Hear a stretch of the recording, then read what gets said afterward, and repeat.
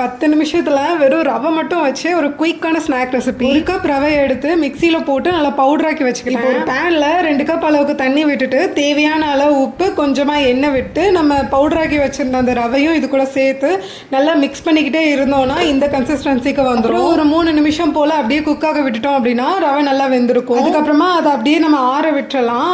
ரவை நல்லா ஆறின பிறகு கையை வச்சு இந்த மாதிரி நல்லா பிசைஞ்சு எடுத்துக்கலாம். இப்போ வந்து நம்ம உருண்டை செய்ய ஸ்டார்ட் பண்ணிடலாம். அதுக்கு ஃபர்ஸ்ட் நம்ம 2 கையிலையும் வந்துட்டு எண்ணெய் தடவிக்கிட்டேன். இப்போ கொஞ்சமா ரவையை எடுத்து இந்த மாதிரி பால் ஷேப்புக்கு ரெடி பண்ணி எடுத்துக்கிட்டேன். இதை வந்து பால் ஷேப்லயும் பண்ணலாம், இல்லைன்னா இந்த சிலிண்டர் ஷேப்லயும் வந்துட்டு பண்ணிக்கலாம். எந்த ஷேப்ல பண்ணாலும் சரி, பண்றப்ப வந்து சின்னதா பண்ணிக்கோங்க. அப்பதான் வந்துட்டு உள்ள இருக்கிற ரவை வந்துட்டு நம்மளுக்கு நல்லா குக்கா இருக்கும். நம்ம பெருசா பண்ணோம் அப்படின்னா உள்ள வந்துட்டு கொஞ்சம் வேகாத மாதிரி இருக்கும். அதுக்காண்டி இது எல்லாத்தையும் ஆயில விட்டு நல்லா ஃப்ரை பண்ணி எடுத்துட்டு கொஞ்சமா உப்பு, மிளகாய் தூள், பெப்பர் இது 3த்தையும் சேர்த்து நல்லா மிக்ஸ் பண்ணோம்னா நல்ல கிறிஸ்பியான ஸ்நாக் டக்குன்னு ரெடி ஆயிடும்.